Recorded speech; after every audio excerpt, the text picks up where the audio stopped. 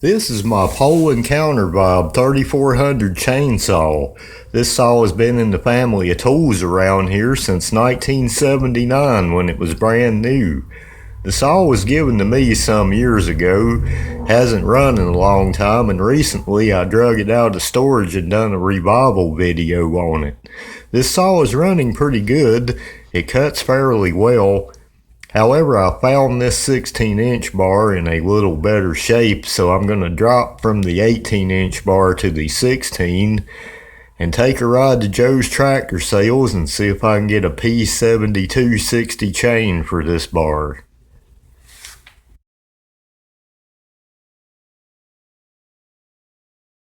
Hello everyone, I'm Big Allen Cox. Welcome back my Poulan Counter-Vibe 3400 chainsaw. Since this saw is doing so well for me, I thought I'd address a few other issues that I failed to solve in the first video. One being the chain tension screw adjuster. At some point I suspect either this got jammed up flat on the bar and got bent in by the plate pressure when the bolts were tightened down, or just sheer torque on the screw. But either way, I got a replacement from Forester for that. I also attempted to repair a defective handle brake on the left side of the handle casting. That didn't work with JB Weld. I was fortunate to be able to make a trade for this left handle casting.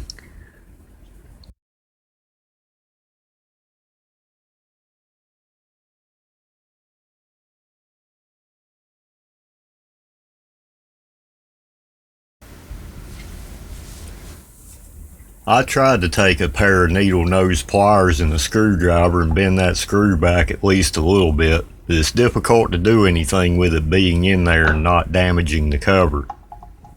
I think the screw just broke actually. Yeah, it's just free turning now. Baked tension screw for dinner tonight. With a 9/16 socket, this cover will come off. And there's the tail end of this broken screw. To get the head of this screw off, I will have to remove an E-clip located in the slot there that's filled with debris.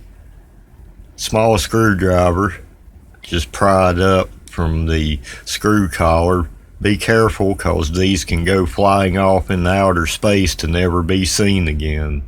And there's the head of the screw. No way that screw would ever come through there bent like that. I should put this on eBay for $100. Free shipping. This is an aftermarket replacement from Forester. I'm gonna give this cover a general cleaning and scrape off some of the debris from around the housing of that screw.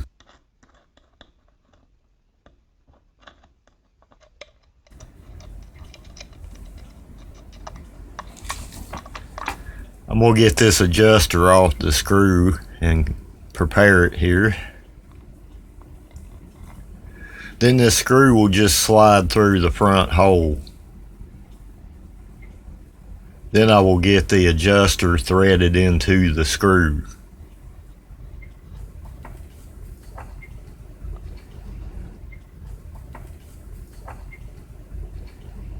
The tail end of this screw should end up sitting in this slot when all is said and done.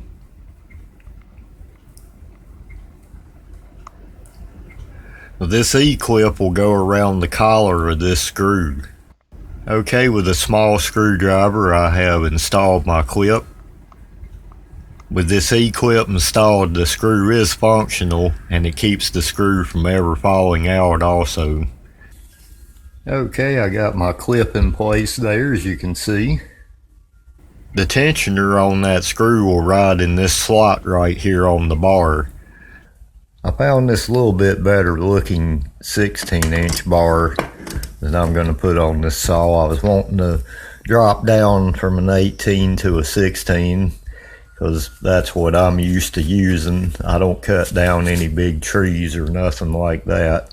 I'm going to put on this STIHL setup. The 16-inch bar on this saw is a P72 S60.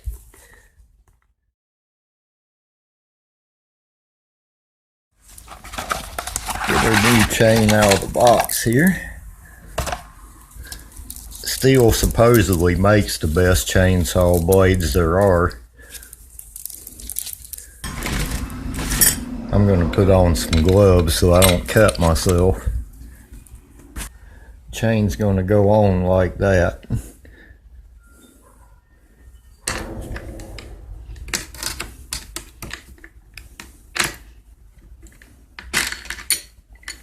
You can just feel a good quality chain, and that's what this is actually. Feels good, feels made very well.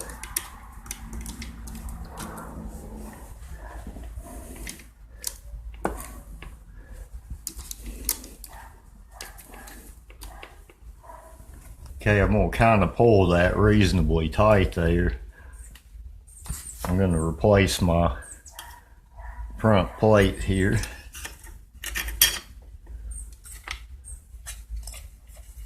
Now you can see I've got my adjustment screw adjusted to kind of around the middle there. You want to make sure that that adjustment screw falls into your slot here for your chain tensioner.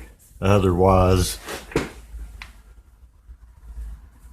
it's going to end up like what happened to this one. It's going to get jammed up into this cover and end up being screwed up. So I'm going to put this on and see if I can get my tension adjuster lined up with the bar here. And you can kind of tell because the plate will fall in flat. Once you know this adjuster's connected with the bar, then you can put your bolts back on the cover. And you'll know because this will sit nice and flush with the whole thing. If it's off, it's going to push the cover out. Now what I'm going to do is adjust on this screw until my blade is tight. I'm going to go ahead and tighten up my cover bolts now, and then I'll adjust this screw to the right chain tension.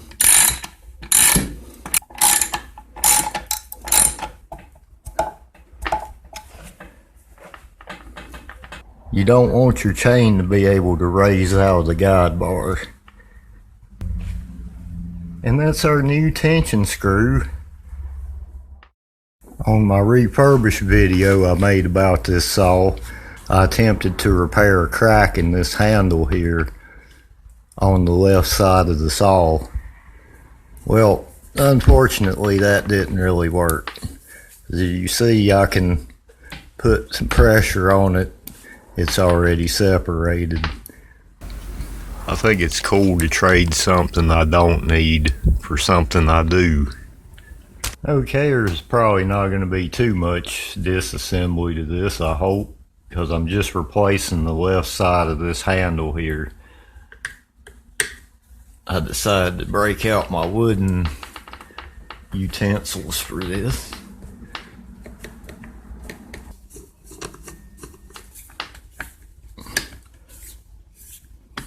Handle may have never been taken apart before. It's like a slot screw right here.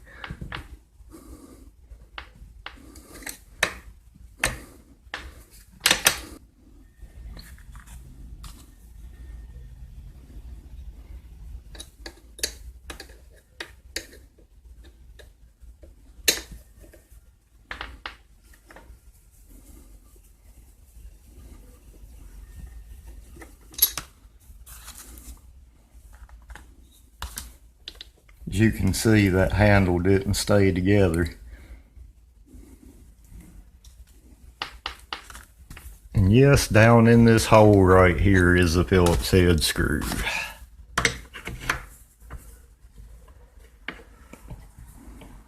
That's a hard one to get loose right there.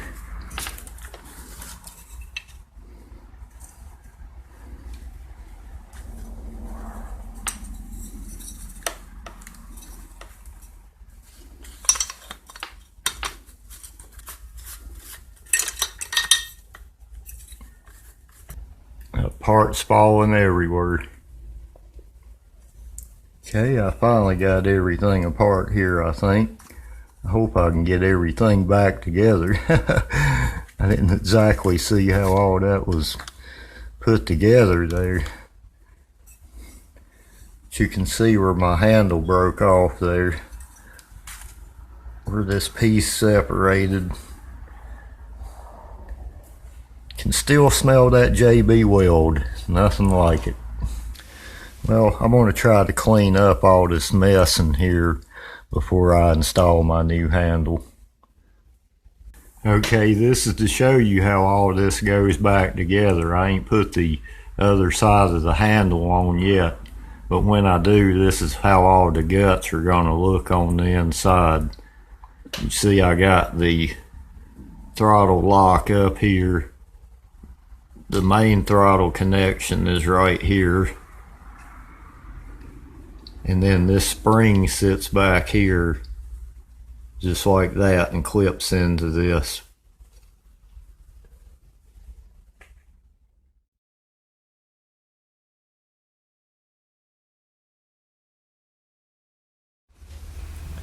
I appreciate the guy sending me the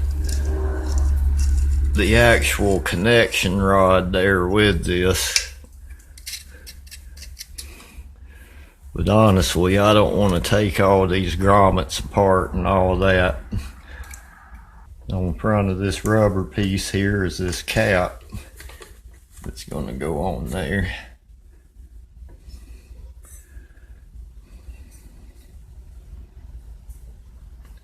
Now I get the fun of trying to get all this meshed in with this handle here. I don't know how all this is going to go.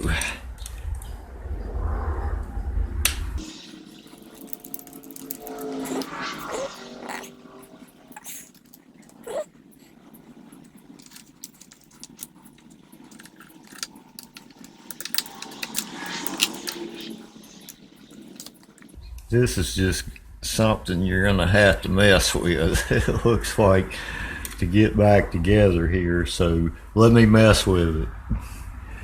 Okay, I figured out that really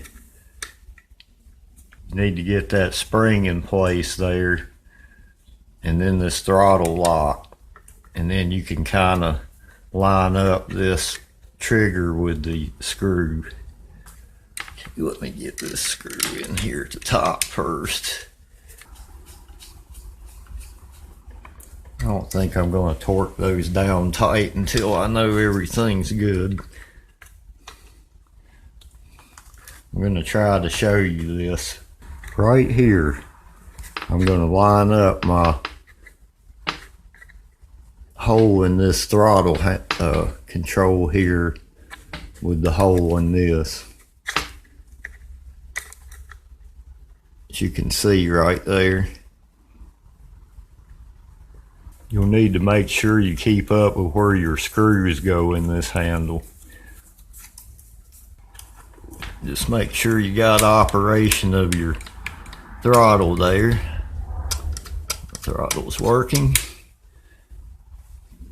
And this short slot screw is going to go in the handle right here.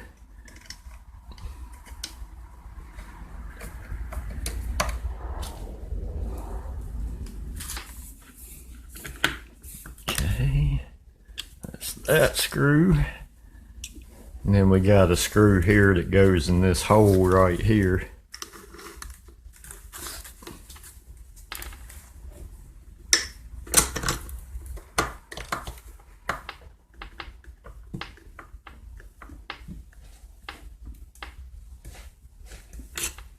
Okay. Okay, now once I know everything's good, I can go ahead and finish torquing these screws down.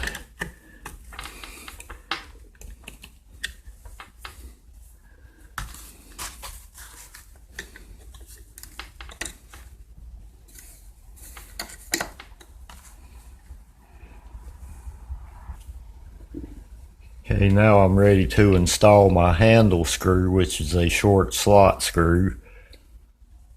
You want to make sure this connecting rod is inserted into this part of the handle. It's going to go in there a little bit, so this screw connects to that rod. So you want to make sure you have the screw on this side all the way in. And I'm going to take a screwdriver on one side of this and hold it. Then I'm going to tighten up this screw on this side.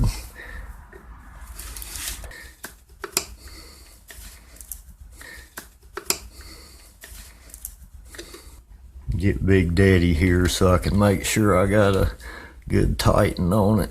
I don't want to break it like the other one, but I think I'm going to feel a lot safer about using this saw with this new handle as opposed to this broken one. You don't want your chainsaw handle to fall off while you're using it. I've been noticing since I've been messing with this saw that my lockout doesn't work. It doesn't lock the throttle. Not that big a deal to me, but I don't think it works. There may be some worn out piece in there. The spring may be weak or something. I'm not sure. If you know, maybe let me know if there's a way to fix that. It could stand a new clutch and sprocket, but we'll see what it'll do here. I've already had this saw running this morning. Actually, I was doing a couple of things with it, so I may not have to fully choke it. It seems to start real easy. All right.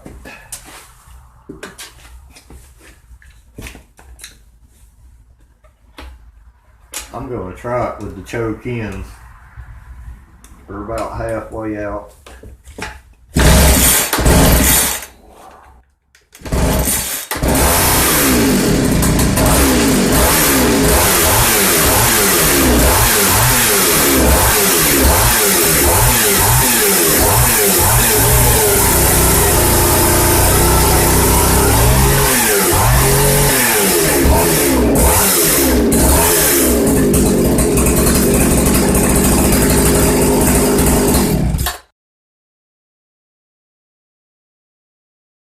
This saw is ready to go back to work and cut. I've been using it for about a week now, off and on, and it's doing really well. Okay, that's replacing the chain tension screw and the left handle casting.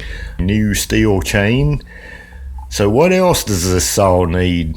The only other thing I really need to do is replace the clutch drum and sprocket, probably the needle bearing while I'm at it. Those parts do show some wear, and they're not totally worn out, but they are going to be the last thing I need to do to make this saw 100%. It starts easy, it runs great, and power. Man, this saw has power all day. After all, they are made to have up to a 30-inch bar on them, which I couldn't imagine, but I could see it running that 30 inches with the power it has. Let me and others know about any experiences you may have had with one of these Poulan Counter-Vibe saws in the comments section. And until the next time, thanks for watching. I will have more videos coming soon. I am Big Allen Cox, and I wish you many blessings from my shop to yours.